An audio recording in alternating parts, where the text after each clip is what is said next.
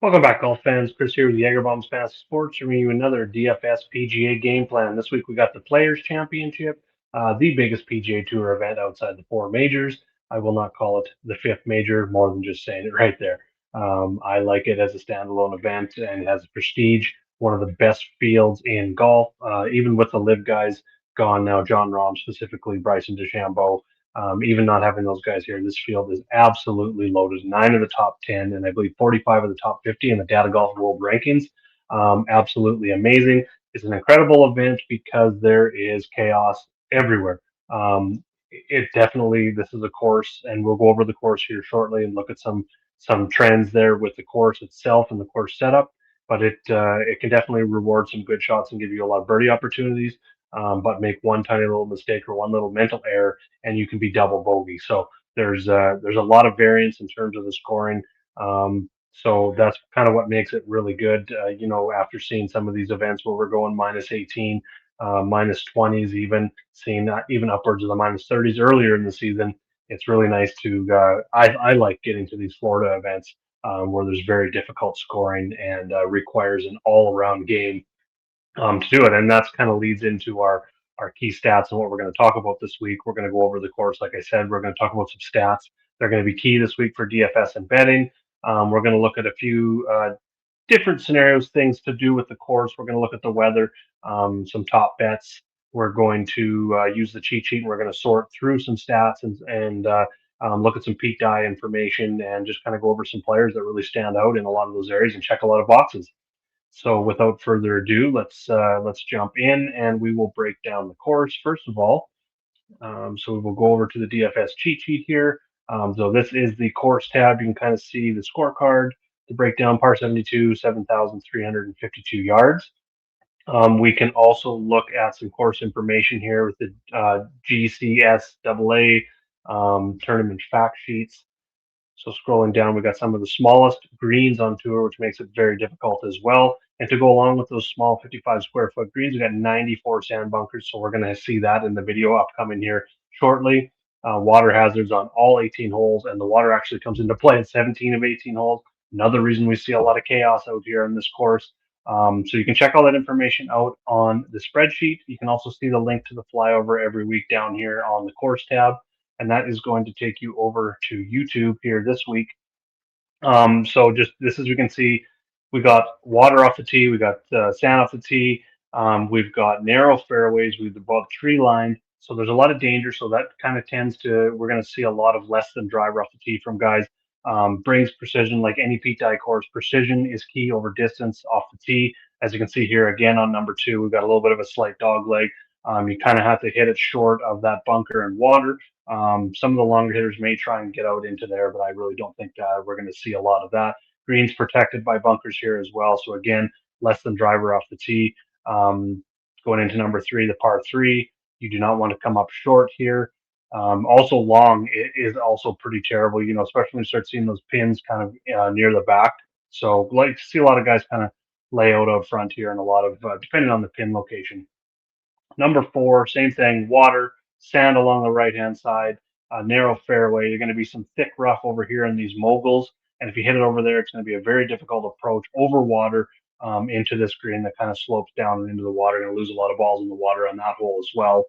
Um, this one is crazy. You got sand on both sides here coming up short. We got water and sand if you're going long. And if that's why I don't think we're going to see a lot of drives over here. But if you do, then you're going to get to end with a big bunker over here on the right-hand side as well.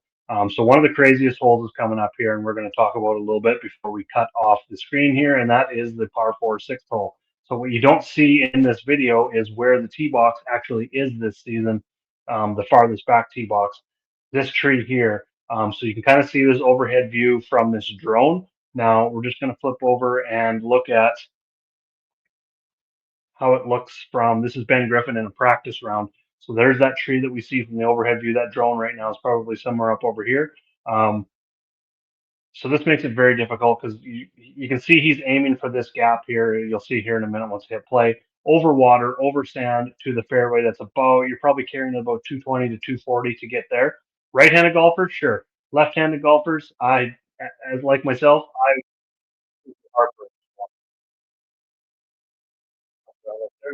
he's looking at right there. So there's your fairway right here, sand, water. It's going to be awesome to watch this week. All right, so after looking at that, we will go now and look at some weather for the week. We'll start with Thursday and Friday here, see if we can get anything from it in terms of a wave advantage. So Thursday, it's starting to look like we're going to have an AM PM advantage. The winds are still a little bit lower, especially in terms of the gusts in the morning on Thursday, and then gets windy in the afternoon, especially overnight, and then it starts dying down as we get into right around noon, 1 p.m. on Friday. So as of right now, I mean, this is going to change. We're going to update this in the chat come Wednesday night, as close to lock as we possibly can. But for now, I wouldn't go full. I don't think it's going to be a full wipeout like previous year, I think 22 or 21. I forget what year that was, where pretty much wiped out half the field with the wave advantage. But right now, I do like, building around like a 70-30 type AM PM advantage for full. And then in terms of showdown, going to be looking at earlier the better on Thursday, and then later the better on Friday. As of right now, again, that's probably going to change. With the Florida weather and stuff like that. So be sure to either check back on my Twitter. I'll have an update of the weather on Wednesday evening, as well as in our Discord, and we will talk about that a little bit and how we're going to set up our player pools for showdown and full tournament before lock. And with that, something I do have in the cheat sheet, and we're going to flip back here now that we've looked at the weather, is on the main tab here. I do have tee times for round one, early and late wave designation. So like I said, early as possible. So, we're looking at guys in that early wave. If we're playing showdown, probably going to be right now looking at that weather. I'm probably going to be at least a 4-2 in terms of early and late. But again, we will finalize that all come Wednesday and just kind of look at the last of that weather. I don't think I'm going to get up into the 6 guys in the early, maybe 5. I may stretch into that, but I usually just play the one lineup, single entry, double up, and then into a tournament as well in terms of showdown, especially in round one. I do like to see how things play out on the course in round one, and then just kind of make those adjustments and start playing a little bit more in terms of round to round matchups, showdown, pick six, going into round 2, 3, and 4. For sure, but we'll definitely be getting some action in on round one showdown this week. And over on my playbook, this is where you're going to find your round one showdown player pool, our betting and props, our full tournament rankings in each tier, along with our DK and FanDuel cores and our pick six plays here. As you can see, our top bets are up right now. I got Morikawa and Minwoo Lee. I do have a few more I need to add, and you can actually find those if you head over to fantraxhq.com. Every week I do the attacking the green stats breakdown and best bets. I just kind of go over the tournament, look at the course, look at 3 stats or trends that I do like, and then players that I like, whether it's outright top 10, top 20 markets, and talk about those players. So as you can see this week, I'm looking at strokes gain approach, strokes gain off the tee/total driving. So ball striking is a premium here for me this week when breaking down players. Those are the players that we're most likely going to see towards the top of the leaderboard who excel in those 2 areas. And if you're not, if you're looking at cash games, guys that are just going to make the cut, that's when we really need to start looking at around the green. That means those guys are probably going to be missing more greens than average, and they're going to have an elite around the green, short game and total, combine that putting in there to be able to stay with it, make the cut, and give themselves a chance. But the guys that are going to be up the leaderboard, that are really looking to win, to looking to be let's just say elite DFS plays this week, they're going to have to excel in these 2 areas, and we're going to break that down once we get into the cheat sheet a little bit more here. And then Pete Dye performance. I really like to look at that, and that's something I added to the sheet this week. Like you've seen in previous sheets here, especially looking at the signature events, I had a new tab just looking at just the signature events and some information. So I've done the same for Pete Dye courses this week. And as we get into major season, I will start having a tab for the majors as well. And they're all going to kind of look the same. But for Pete Dye history, what I'm looking at is the regular Pete Dye courses on tour each and every season, not really looking at the one-offs. And I just kind of, for now, went back to 2024.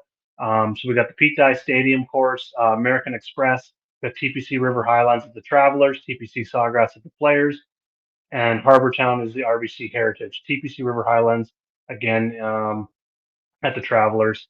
So those are the 4 courses that we're looking at. And going back to 2024, let's just start out with looking at some of this Pete Dye stuff.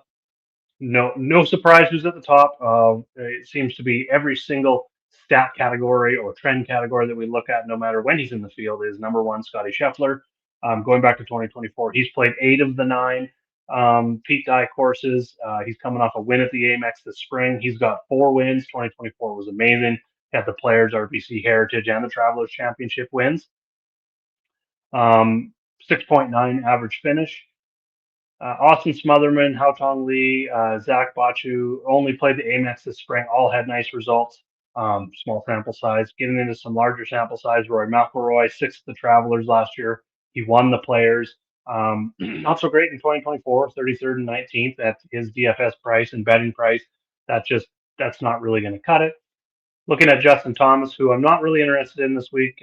He didn't look great in his first tournament back last week, so kind of going to have to give him some time, even though he's got excellent. He's the only other player outside of Scotty that has 6 top 10s or even more than 3 top 10s in the 9 Pete Dye events, Pete Dye course stadium events. And keep in mind that the Amex is a 3-course rotation, but the Pete Dye Stadium course is used in 2 of those 4 rounds should the player make the cut. Patrick Cantley is up there as well, just super consistent, top 15s in 7 straight events, top 5s in 3 straight here. He had a nice stretch. So keep that in mind. Tommy Fleetwood stands out, 20.3 average finish, 2 top 10s in 6 events here. And those 2 were the last 2, the Travelers and the RBC Heritage last season. So that stands out. Tom Hoagie, a value play this week, possibly. 8th at the Amex last year, 45th at the Travelers. So he has made the cut in all 9 of the Pete Dye course events, and 21.7 average finish with 3 top 10s in there as well. So keep that in mind when looking down into that range. Someone we may want to fit into our lineups if we're looking at Scotty Scheffler this week.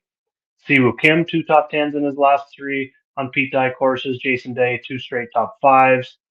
Very consistent with Wyndham Clark here.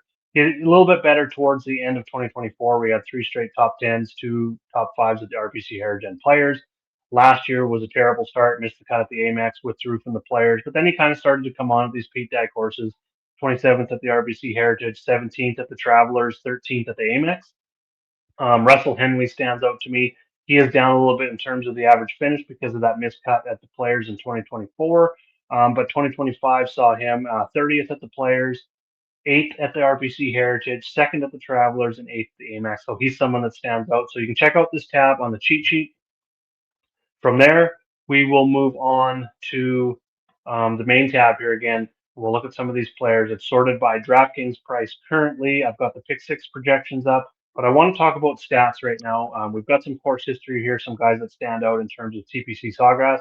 So make sure to check that out. I posted some stuff on Twitter and in the chat there as well, talking about that. But what I want to get into now is talking about the stats, who fits the profile, and who's going to make our player pools this week. So I talked about ball striking, I talked about total driving, talked about strokes gained approach separately, but we're just going to go ahead. A complete tee to green game is going to be needed. It's even the guys that are hitting a lot of greens, which above average, you're looking at maybe that 65% is going to be kind of in that elite range, I think, this week, kind of in that top 5-10% range, guys that we're going to see in the top 5-10 on the leaderboard come Sunday. You're going to need a complete tee to green because there's going to be times when you miss those greens that you're going to need to be able to get up and down. So, like I said, you may not have a birdie chance on that one hole, but you're not going to be putting those double bogeys on your scorecard. Everyone's probably going to have a bogey here or there. Even the top guys of the field are going to have bogeys, but if you can just keep that a bogey or a par versus a double bogey, it's going to save your scorecard from going absolutely backwards. So we're going to sort, first of all, by tee to green, see who's really standing out the most.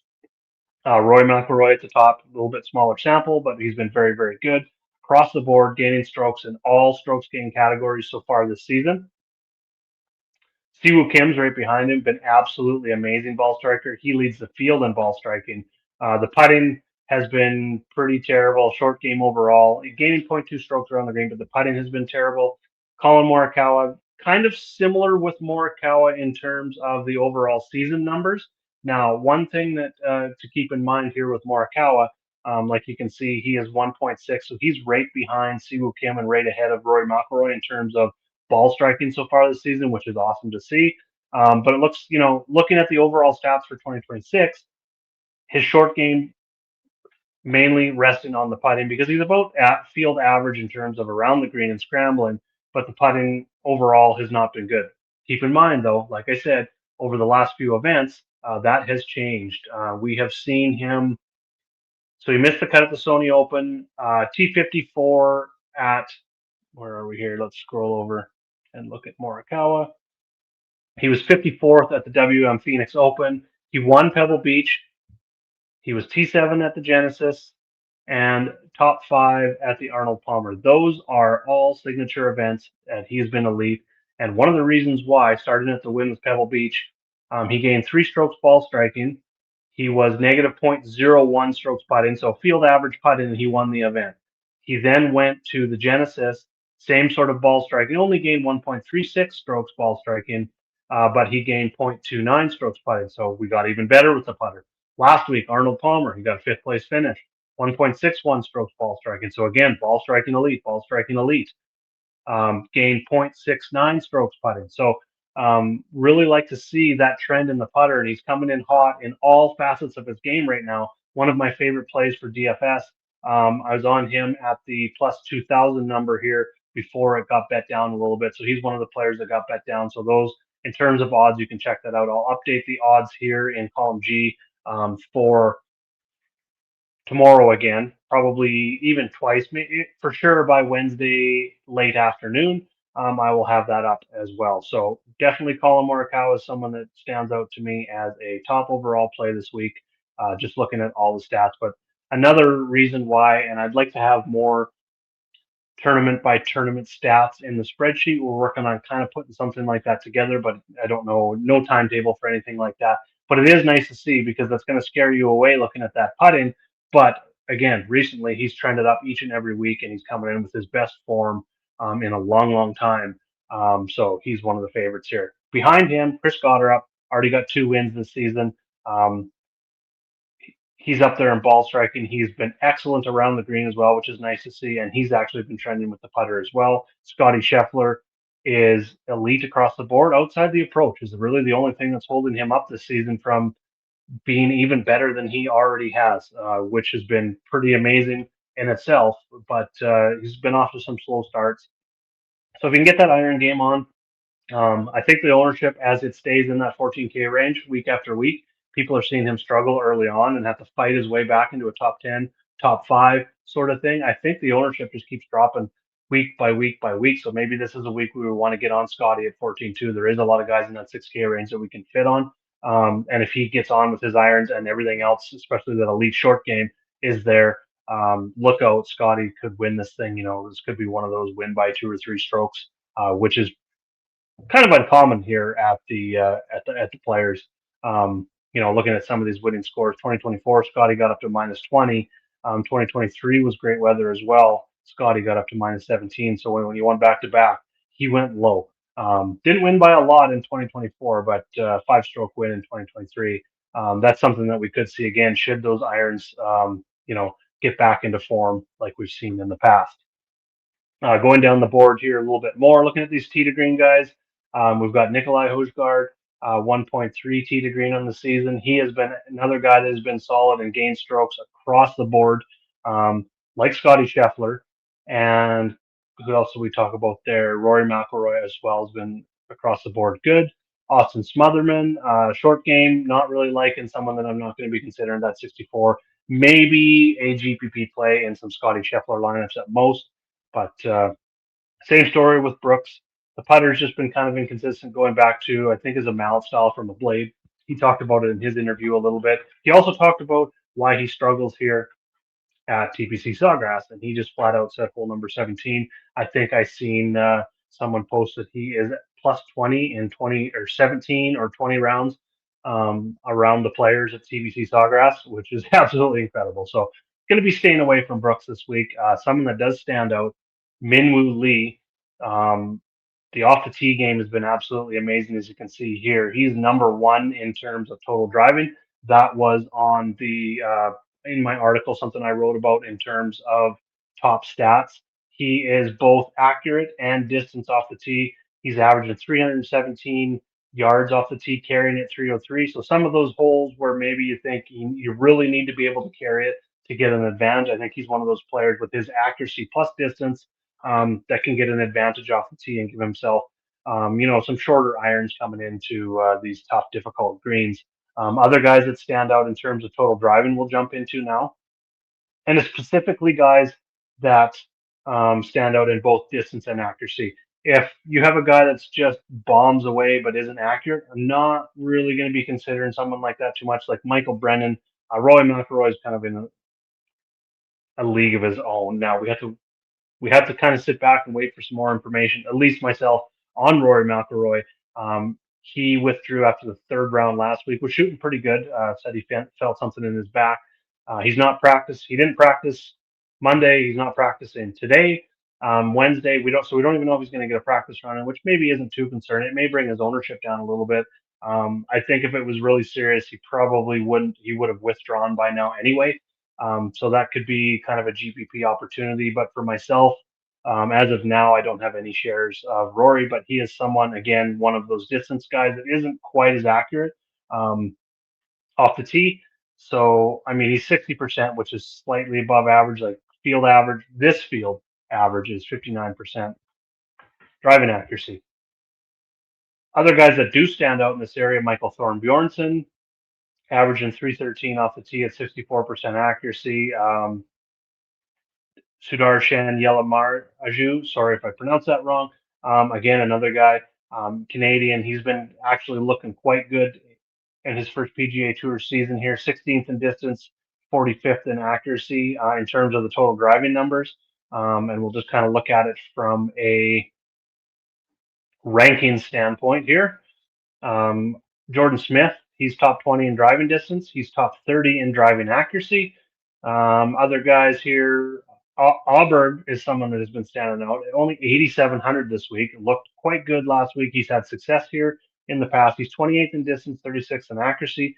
I like that. And just looking at his course history, missed the cut last year, but he had a top 10 in 2024. He's coming. He's been trending from a withdraw to a missed cut to a 37th to a 20th to a third place finish last week. So I think that's someone that his ownership, he's a guy that has been bet up here. He started at plus 2,500. He's down to plus 2,200. Probably going to see him reach the plus 2,000 number, maybe even below by the time we hit tee off. And again, that 8,700 number is very intriguing for DraftKings. And that's something that I do look at. I'm going to sort by price here. If you look at the full tourney salary to odds differential, it's just comparing the outright number to their DFS price and just seeing if there's any value in their DFS price based on their trend in odds. So he's definitely one of them. He's a +9 on DK, which is the highest of anyone above 8K. +2 on FanDuel, so not big there, but the biggest value for sure is on DraftKings. So I think that ownership is definitely going to be probably top 10 for sure, maybe even reach top 5 levels for DFS this week. Cameron Young's another one. He's a +7. So those are the two highest guys above 8K that we really see in terms of the salary to odds differential. So the last stat that I want to look at before we start taking off here is around the green. Like I said, very difficult around the green here. So we're going to go and just hide a few of these so we can see some of this stuff side by side. So we've got around the green guys leading 2026 leaders, and then we've got scrambling and sand safe. So we've seen in the video how much sand is around this area. So I think that's going to be something we're going to look at. Tommy has been very good around the green, scrambling, just under 5% above average, but only 46%. So he's about 8% lower in terms of his sand save percentage. Maybe something to think about. And then you got Decky, who is just an around the green robot, above 76% scrambling and sand save both. That's why he's number 2 and around the green. Scotty Scheffler's up there in strokes gained around the green. Just pretty much average in terms of the scrambling and sand save percentages. Taylor Moore, maybe a value play we want to look at 0.57. He's been elite around the greens. You're going to need that this week. And his irons have been terrible. So, but look at his finishes here. 35th, 31st, 33rd. We would take a finish like that in a DraftKings total, which, it's probably going to get you in the 70, 80 point range. That's someone that we can consider maybe when we're looking at Scotty Scheffler lineups because he's just so much in his own tier. We're going to need 2 or 3 guys in the 6K range. If we can dip down into that low 6K range, that's going to help bring a balance to the middle part of our lineup construction there for that. Um, and then a couple other players rounding out the around the green here. Sorry, we'll bring that back across here. Harry Hall, again, had a bounce back week last week, which was awesome to see for him, especially for my fantasy team. It's been kind of a tough year for him, an early start.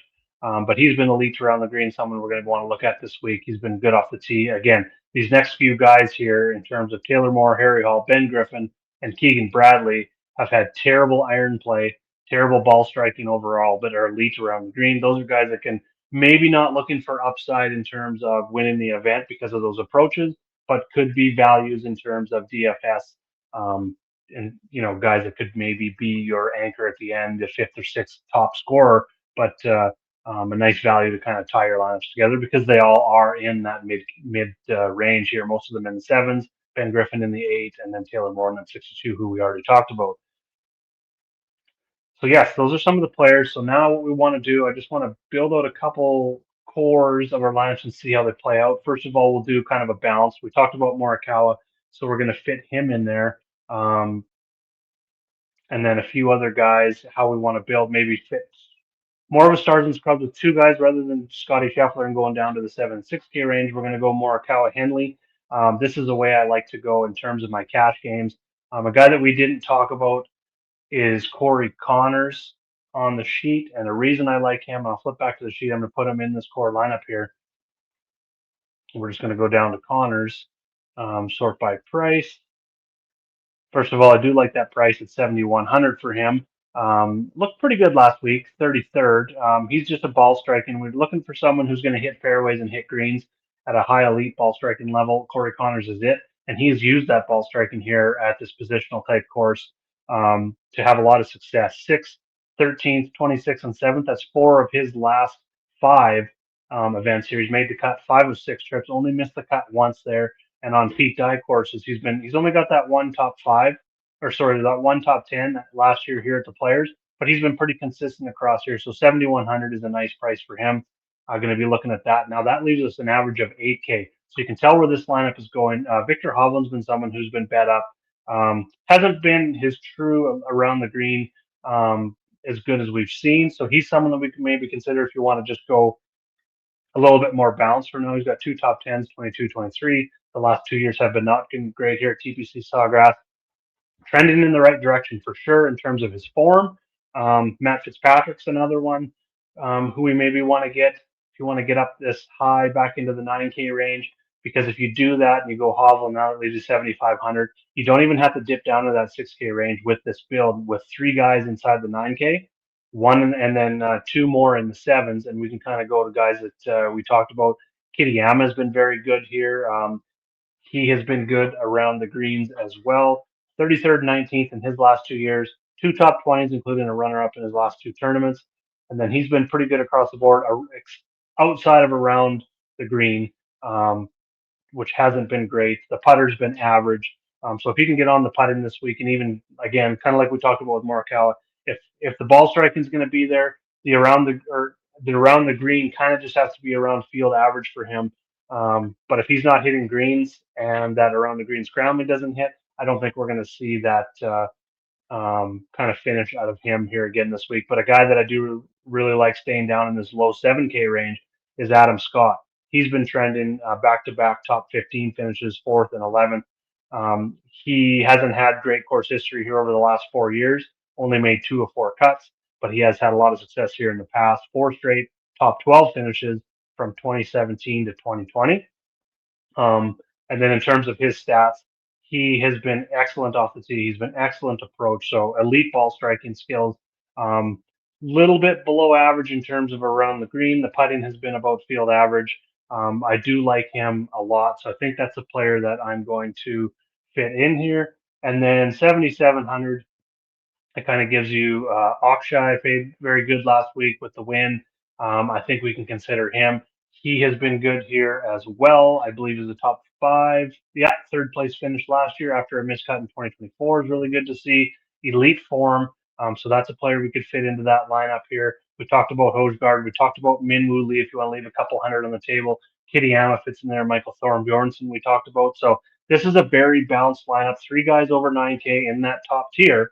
But then we've got 3 guys in the 7K. And you could also go, if you wanted to change this lineup up, you could go someone in the 8K range here. Let's just try and see how low we have to go. Talked about Cantley's success on peak die courses, so that's maybe someone that you want to. Alberg at 8,700. Now you're going to need to go down to 63. This is where you could grab someone like, I don't mind Mackenzie Hughes. Someone else that we talked about way down here, Taylor Moore. I prefer the other. I would rather go Hovland or Alberg in this lineup, and then stick with 2 more guys in the 7s. Just a really nice balance. All right, so if you're not a member and you want more, you want access to the full complete cheat sheet, what you can do is head over to patreon.com/JagerBombs, and you can grab a golf package for $15 a month. You can grab an all sports package. We're currently covering 10 plus sports right now, including all 3 series of NASCAR. We got PGA, we've got Live on there as well. We've got some DP World Tour every once in a while. We've got tennis right now going on. We've got Indian Wells, I believe, and then Dane's going to be covering the majors there. We've got MMA sheets for all the UFC events. We've got MLB coming up in just a couple of weeks. Spring training going on right now. College basketball March Madness is coming up. Dane has been red hot leading in to the King of the Bracket contest. You can get all of those sports, cheat sheets, Discord chat, all for $25 a month. It's the best value that we got going on out there. Or you can join as a free trial member. We do have sheets, information going out to our free trial members to kind of get a scope of what we do. I think today we've got the NHL sheet, which is free for free trial members, huge 13-game slate, and just kind of have a view of what our Discord looks like. This is our golf talk. These are all of our different channels over here on the left side. You go down below even further, we've got all of our news channels, feeds from Twitter, or any relevant news for any of these sports concerning DFS or betting comes into these channels. This is our golf talk channel. So I was talking about some guys, movement in terms of the odds market, updates and weather, like I talked about. There's that Ben Griffin video going through the hole number 6 there. There's what it looks like with no one on the tee. So absolutely incredible. That hole, I just can't wait to watch it. I posted the flyby each and every week. I've got injury updates on here. There's the sheet posted, and then we pin those sheets to the top of the page each week so you can find them easily as we go through the chat. So tons of information in the Discord. So get over to patreon.com/JagerBombs and join our winning team today. Thanks for tuning in to the show once again. And make sure if you got any questions, leave them in the comments below. Hit us up on Twitter at Jaeger_bombs9 or in our Discord channel as a free member or as a PGA or an all sports member. Thanks a lot, everyone. Good luck this week. Let's see those green screens.